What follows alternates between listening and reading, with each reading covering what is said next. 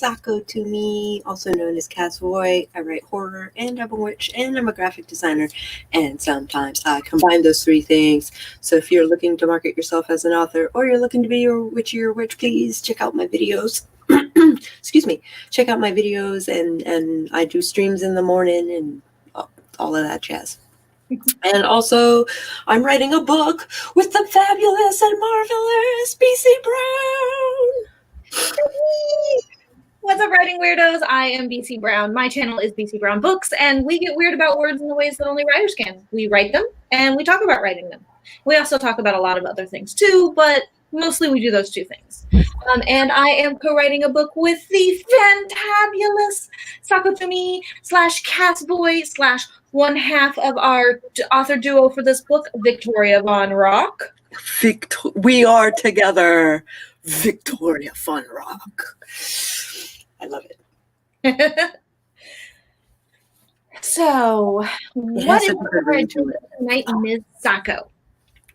Who's doing what to who now? What is on our agenda tonight? I am going to write a scene. Okay, so here's the thing.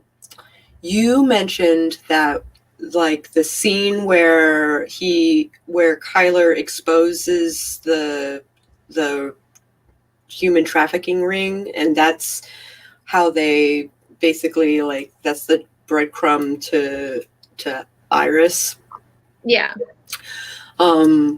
We didn't actually expose the human trafficking ring in that scene. No, we got hinted. So I might buff that out a little bit. Okay. And that's what I thought, because once I finished up the scene with the lieutenant for the council, I was like, oh crap, the next beat point is the human trafficking ring. And all we did was, like, crack that door open. We didn't actually, like, fully open it. Yeah. Fully or open. We can, this is a good spot where we can,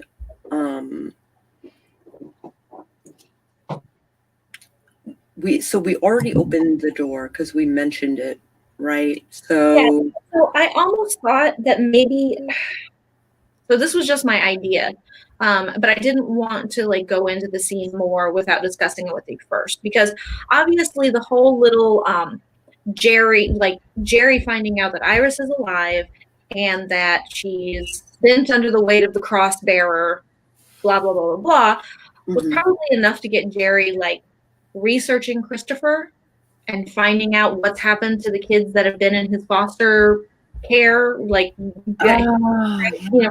So maybe, like, a good scene here would be, like, Jerry and Daisaku meeting at a diner or something, or at the police station, and her, like, just tossing out all these files of these kids that he's placed in foster care, that like, now she's starting to see, like, when she goes back through their files, she's starting to see the red flags of, like, the demonic enthrallments and, like, stuff like that. That's a great idea. I think this is a perfect spot for that, right after the lieutenant. Yeah, because I mean, Daisaku's kind of treading water right now. Right. Where we've got him. I mean, he's, like, adamantly not going to drop this case now. Right, but you're right. He's just treading water. So yeah. So I think less. I mean, was it Kyler that mentioned the human trafficking ring? So all Kyler did was give the vision, right? Of the flower being wilted under the crossbearer, the weight of the crossbearer. That, you know, she lives, blah, blah, blah, kind of a thing, which is enough to get Jerry going back to her files about her daughter, making inquiries about Christopher, the kids that he's placed, et cetera, finding out, you know, maybe she goes back through the paperwork and, I don't know, sees somehow he's linked to Iris somehow at some point. Yes. I don't know how old we made Christopher. I don't know how old we made Christopher either. So I just made him handsome as hell. I was thinking he was in his, like, late 20s, mid 30s. So maybe not Christopher directly, but maybe Christopher's boss, like, is the one who handled Iris's case, or had Iris in the system at one point, and then she was reported missing or run away from the foster home, or whatever. I like that idea. Yeah. So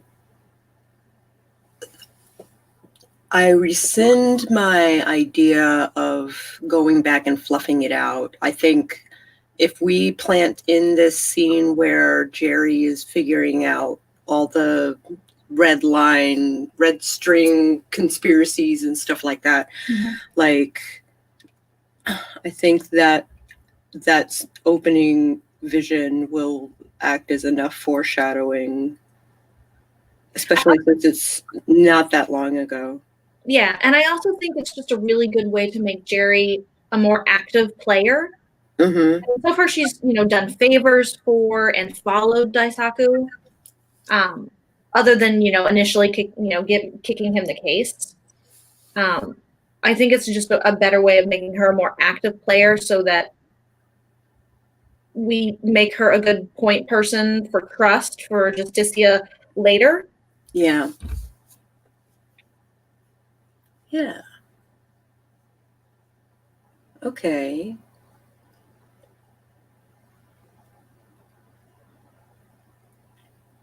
Yes. The gears are turning. I can see the gears. Like, I can see it. While those gears are turning, I'm going to say hi to Carrie. Hi, Carrie. I was chilling out on her stream just an hour ago, and times were good. And here's Debbie. Hey, Debbie. So good. So good. Yeah, so that was just kind of, those were my thoughts and ideas. Use them as you wish, toss them aside as you don't wish, since it's your scene to go. Yeah, it is. I guess it is. I'm gonna probably take the sprint to read what you've done so far. A big chunk of it I've already read, but the little extra I added, yeah. Okay. Let's do a timer of some kind. Timer. 20 minutes. Oh, stop. I didn't want you to do that.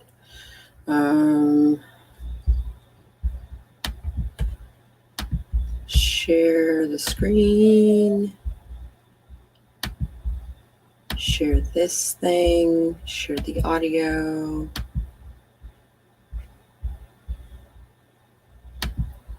Ta-da.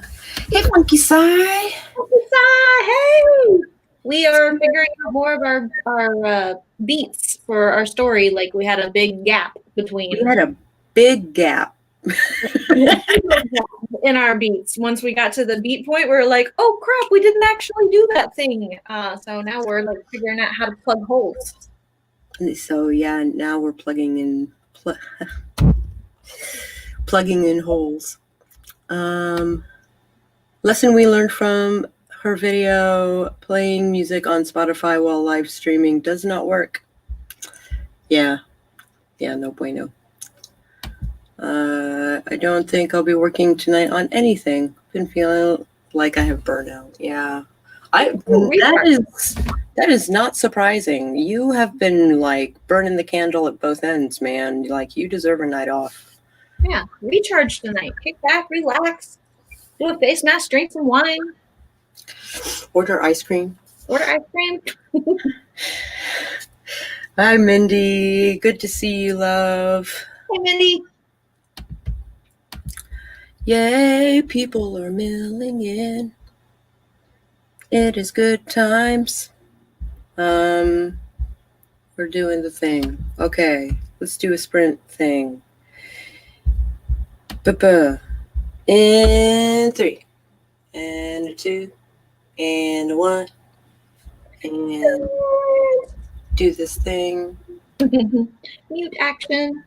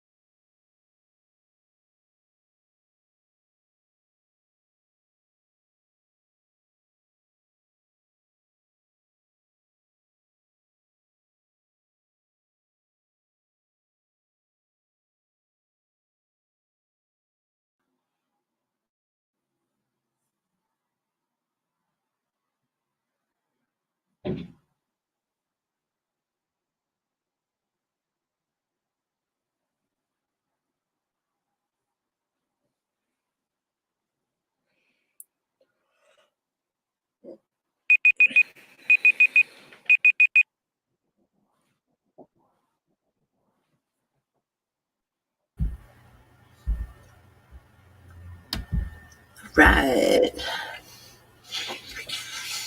We are back from our spring. I'm bad. Also, hi, Spence. I discovered a big old huge plot hole. Hey, Spence! I discovered a big old huge plot hole in my second draft that I had to go back and reread, and I'm gonna have to like do some serious rewrite there to make it work. No. Well, at least you realized it, right? That it exists, because it would have sucked if it would have been released and there was a big old plot hole. Just yeah. I had a note in there like, hey, go back and check out this section. I don't think this is gonna work the way you thought. That was like the note in my first draft. This isn't gonna work, I think, the way you thought. And check it out later. And then I was like, I went back and looked at it and I was like, yeah, that's totally not gonna work. it's totally not gonna work. Yeah. It's broken. Carrie finished a blog post that goes up Friday and started the one for next week, which is awesome and a half. I have got to get back to blogging. I have been terrible about it this year.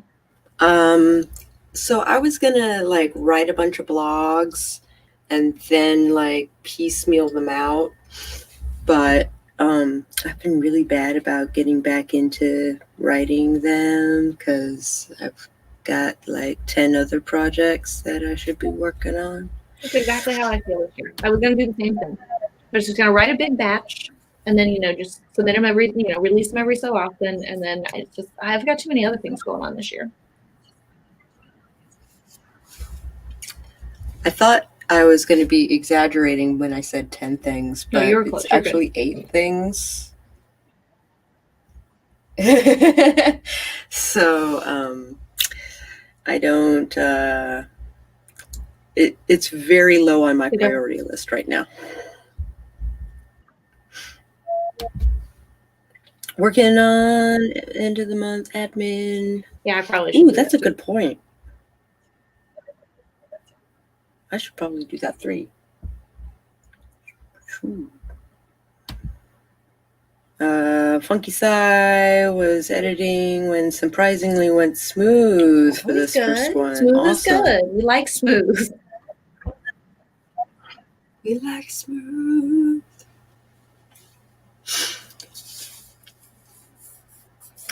I like excitable Daisaku.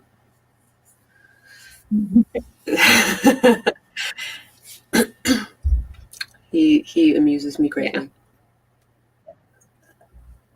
Yeah. But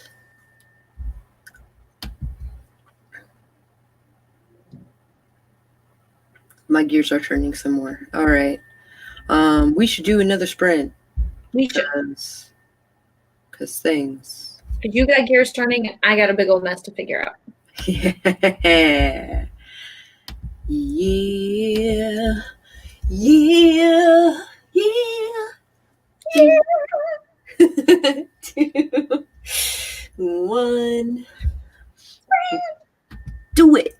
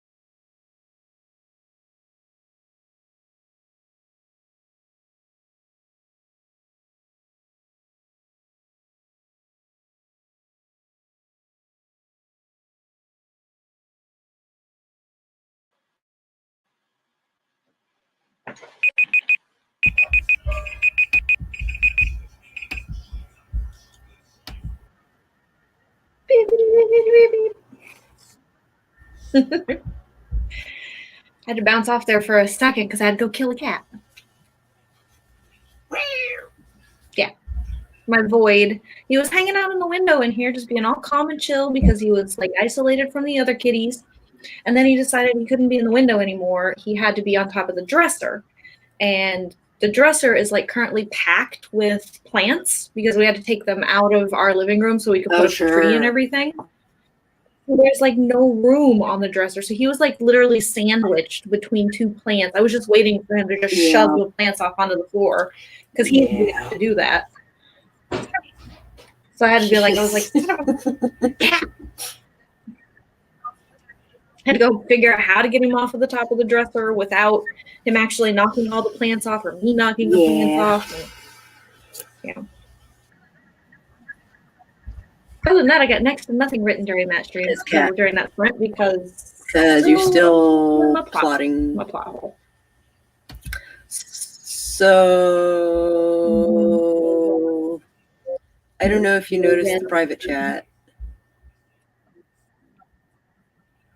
Oh God, no! I'm sorry, I wasn't even looking. I'm tempted to send him to the thralled house that Iris is in.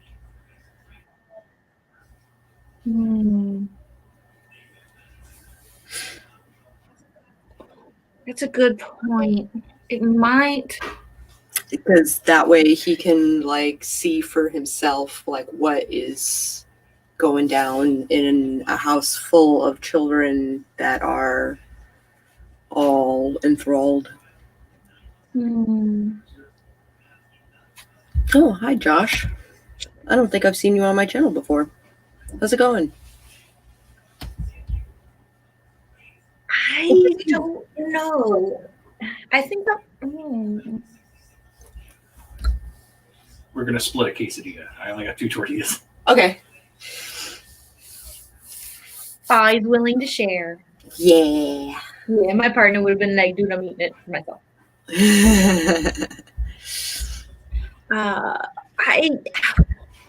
That's a really good question because I think it might be too much. Yeah, right. Because we don't really want to bust the. I mean, the whole point of the story is not really to actually bust the human trafficking ring, per se. It's to take out Christopher, which puts a chink in it, like in their armor. But we want to give reason enough to like firsthand. So I want to give some firsthand experience. Oh, actually, it's a good idea. You should totally send him to the house. And here's my reasoning why. Okay. My reasoning why is because, remember later, we talk about Iris going to talk to Justicia. What other reason would she have other than to, like, because somebody finally came looking for her.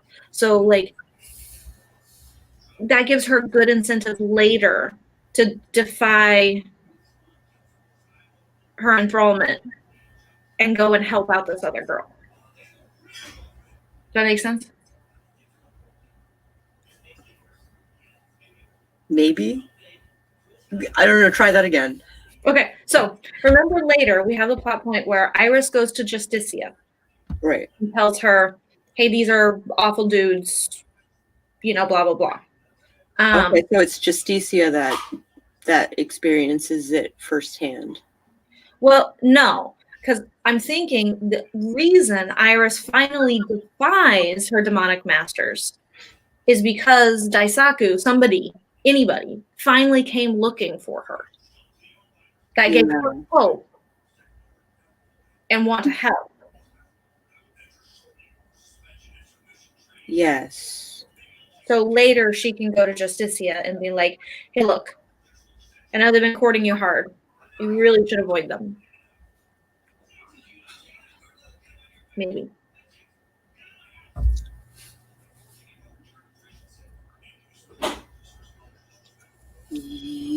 Yes. That make gears turn.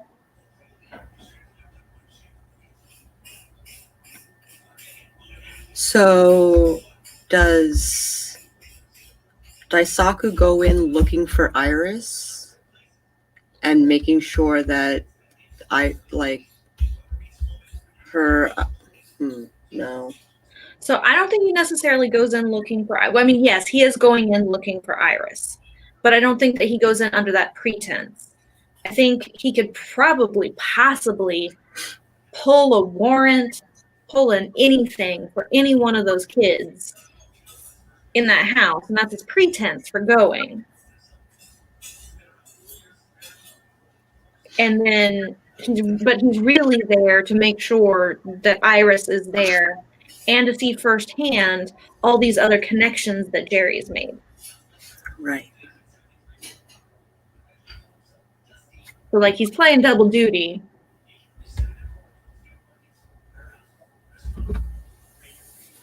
Okay, so currently Daisaku picks up the one that says Iris Harris on it. And she's like, Jerry's like, well, yeah, so that might be my Iris. The photo, you can, it almost looks like her. Maybe it's her. But she's all grown up, so who knows? Not just grown up, but also injured, like grossly injured, because she had banged her head repeatedly against a cement wall. Yeah. And years of enthrallment takes a physical toll. Exactly. So then Daisaku is like, so then you want me to go? Because she's like, I want to go in and I want to take her out of there, but I would need a warrant. And he's like, so you want me to go in and get evidence so that you can get a warrant? Yeah. So he pulls a warrant for whoever, a bail skipper, whoever else is in that house. Mm-hmm. And he goes in under that pretense so that he can get eyes on Iris and make an identification. Oh, yeah. Okay. So that he can bring it back to Jerry. Although, what would keep Jerry from just pulling that warrant to go and get this other person, this pretense person? Because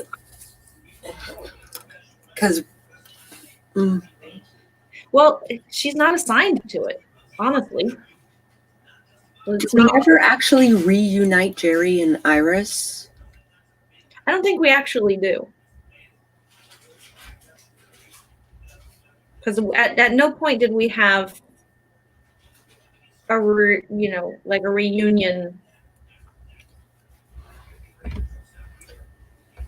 She's just like the... Oh, duh. We don't have to have a reunion. Because, okay, so Daisaku pulled a warrant for whoever to go in under the pretense to identify Iris so that he can definitely tell Jerry, yes, this is your kid, go get her. Because she would have the right to do that. Even not as a cop. She would have the right to say, I have located my child, blah, blah, blah. Right. And take it to courts. Right. However, when he gets there, I don't know. Maybe he said something to Iris. Maybe he's like, he's got to have her say, yes, I am, kind of a thing. So he gets her to admit that, and he's like, I'm really here on behalf of your mom. I'm trying to get you back with her. So just bear with us. And she goes, oh, no, you can't do that. Because remember, part of her enthrallment is that she has to have cut all ties with her family. So maybe if she is reunited with her mom, there's some type of magical backlash, some type of demonic backlash that would hurt Barry. So like Iris is deliberately staying away from her mom. Not that she's wanted to be gone this whole time, but that maybe her mom would be hurt or whatever from some type of... So she's maybe, or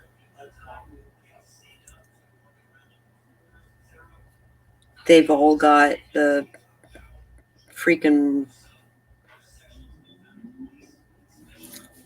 anklets anyway, right? So Yeah.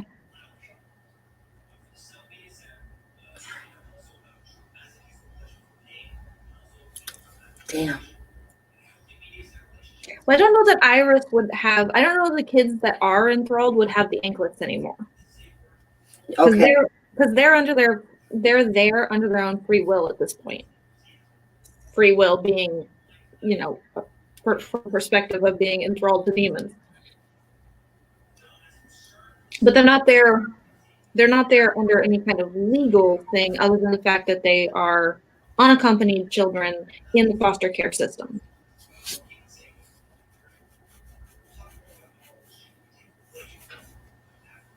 Yeah. What would be proof enough?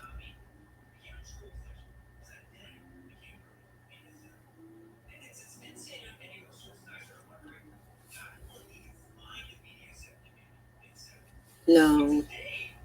We're not trying to bust open the ring. We're trying to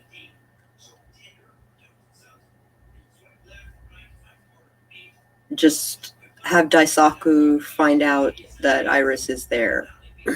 And confirm that all these other kids that are there, which he would also be able to identify, are enthralled. But there's got to be some kind of proof of enthrallment, right? So yeah, so what's the proof of enthrallment? true. So if because that would throw it into his jurisdiction. So no proof of enthrallment. Instead, the two adults that are in charge of the house, instead of them being enthralled, they are like really lower level demons. Because they'd still be more powerful than the kids. And he would be able to identify demons on sight. A mark, huh? We haven't established, though, that enthrallment comes with some type of a mark. Because if so, he would have just looked for that on Justicia at the beginning. Yeah. But it is a good idea.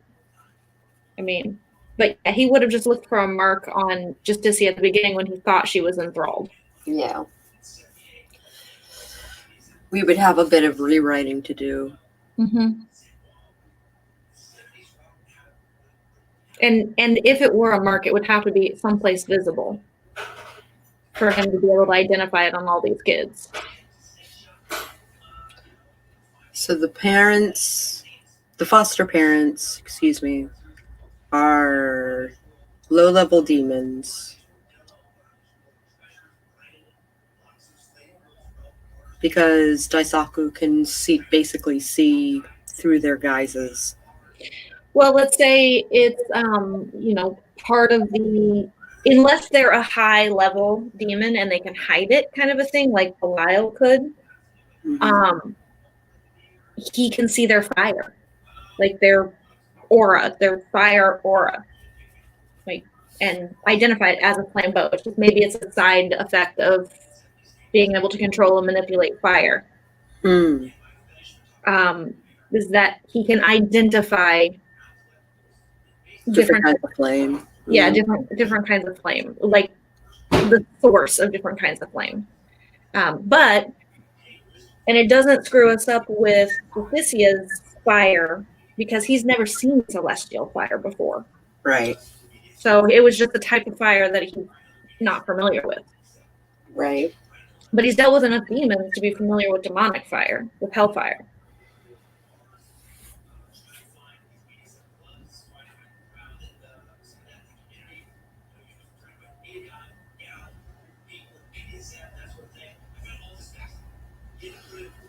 Yes. Oh, my brain. Didn't mean to turn over a hard part.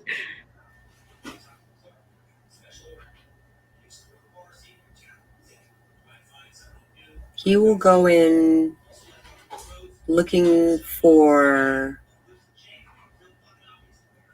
let's say the foster dad like is skipping out on bail. And if either of them are involved in any kind of legal issues, they'd lose their foster license and lose the house. Oh. So, can't do that. Then, because it's not going to be any of the kids. I mean, it could be a 17-year-old. You can have warrants out for your arrest when you're 17 if it's a crime that will be considered tried as an adult, like Grand Theft Auto, anything like that. I think that varies from state to state. Is that how it is in California? I don't know about California. I know how it is here in Arizona. Yeah. It might vary from state to state. Okay, so. Because I know here in Virginia, like, it's definitely a case-by-case basis. Yeah. And you can't go in for a welfare check. Well, actually, why doesn't he just go in as a potential foster parent? Like, saying that, he's considered becoming a potential foster parent. He's worked with St. Todd in the past. That's a great idea. Just wanted to come and talk to other foster parents, see what it took. Yes. He's gonna have to like do a little more make believe than he usually does, but.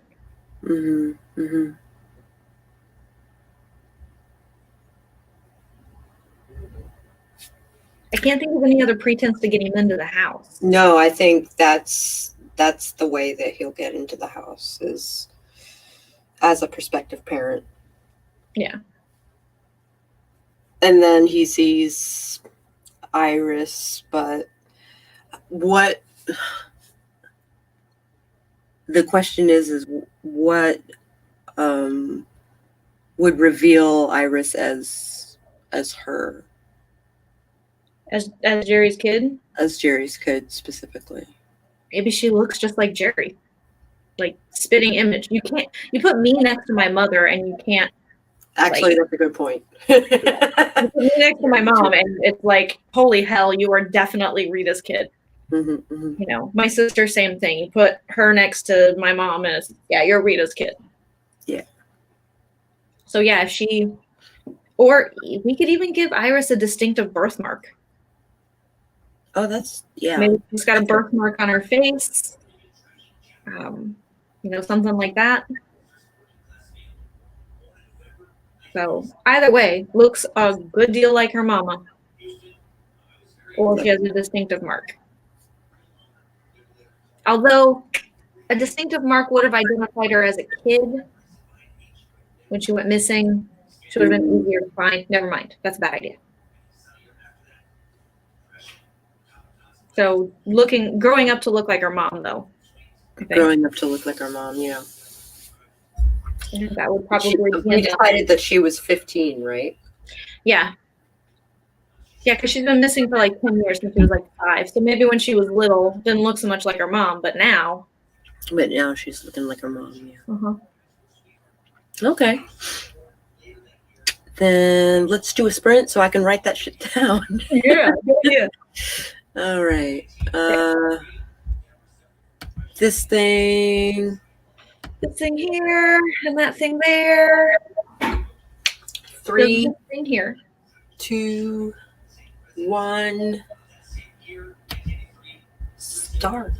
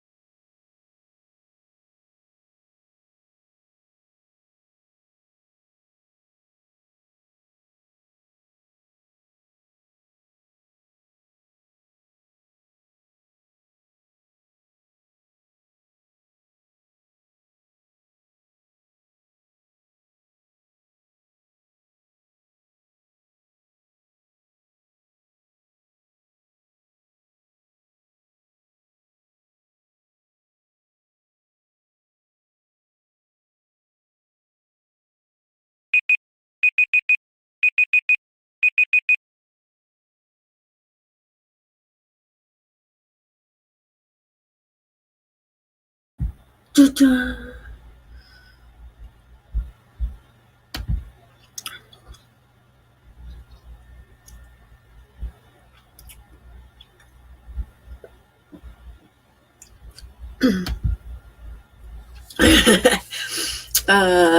Carrie decided to move from the office to the bed.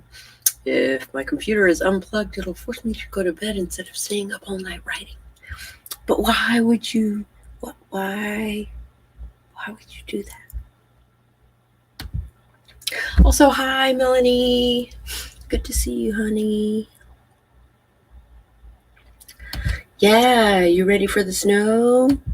Hell no. Yeah. So that was basically I just spent that eating and writing beats. Think all the beats.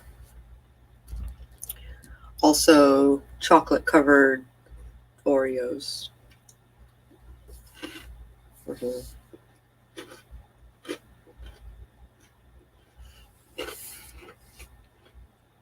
Mm.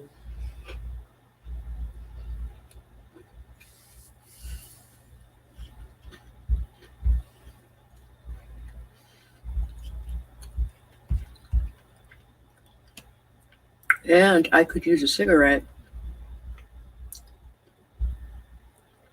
but I could also stand to write in all the words. So I don't know about you guys, but I'm already ready for another sprint. Me too. All right. Sorry. All right, here we go. 1, 2, 3. Sprint.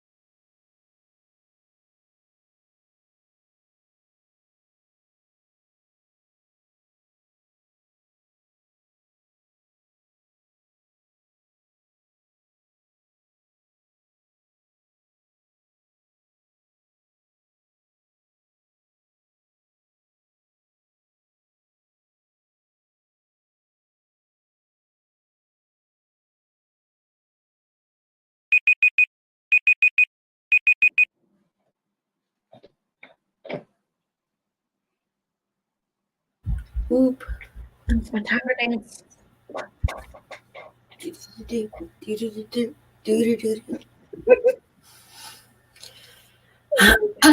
Oh, this black hole has me so messed up. I think you're anonymous dragon. What? On the dock. Oh, there was an anonymous dragon, but now there is not an anonymous dragon. I was not anonymous dragoning. Scared me. The dance or the moving? Because, yeah, the dance is a little frightening. Also, yay, kitty. Yes, she's being super cute. She's right here, just like there's like Coco in this introverts retreat, which I was gonna do an unboxing and I totally forgot and ate the yummy things and oh well. Oh, well.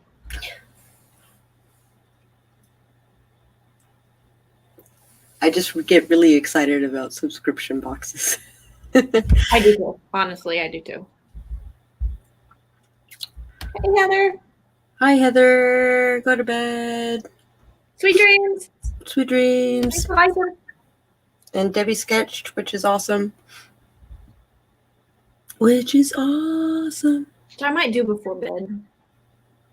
I might try a little bit before bed too. I don't know. I might, because my brain is just running around this pothole, tangled shenanigans crap, and so I might need to just not think for a second. Yeah, I think I need to not think for a hot minute. Though the drawing that I need to do requires some amount of thought, which is tragic. But it'll be a different kind of thinking. Well, it's concept work, so it requires thought. Yeah. Oh, I had to pull out the earbuds because husband came to bed.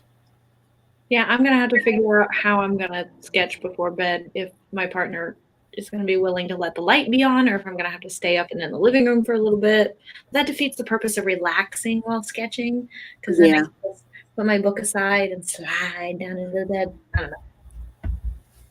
Yas. Wrapped up Instagram post for January 6th. I think I'm going to save the ones for the 7th and 8th for tomorrow.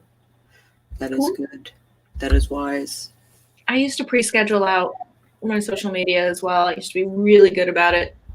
Then when I kind of went back to work doing HR stuff instead of doing marketing stuff, I got real bad at it real fast. No longer a priority. Mm-hmm. Did it just wow for the second time? Yep. It did. Your bot wowed and thinks that you're really kicking ass tonight. I guess so. All right. Well, thank you all for joining us for this particular episode of BC and Sako Write a Book. You can catch us on Thursday on BC's channel. And then we'll be back here on Monday, and we'll probably be hashing out more beats. We're plugging away at whatever we forgot during the initial beat process and figuring out how to plug those holes later. Woohoo! Woohoo! All right. Glad could hang out. Thanks so much for hosting. Thanks for streaming. Also, reading Lamp. So he can saw logs. Yeah. I don't know. He doesn't usually fall asleep if there's a light on. If the TV is on, yes, he'll fall asleep with that kind of light, but not with like a light. Yeah, I gotcha. It might be bedtime for Sako. Bedtime for me too. Okay. We love you guys. Yeah. No stream tomorrow morning, but I'll be back on Wednesday. I'll see you guys later. See you, weirdos.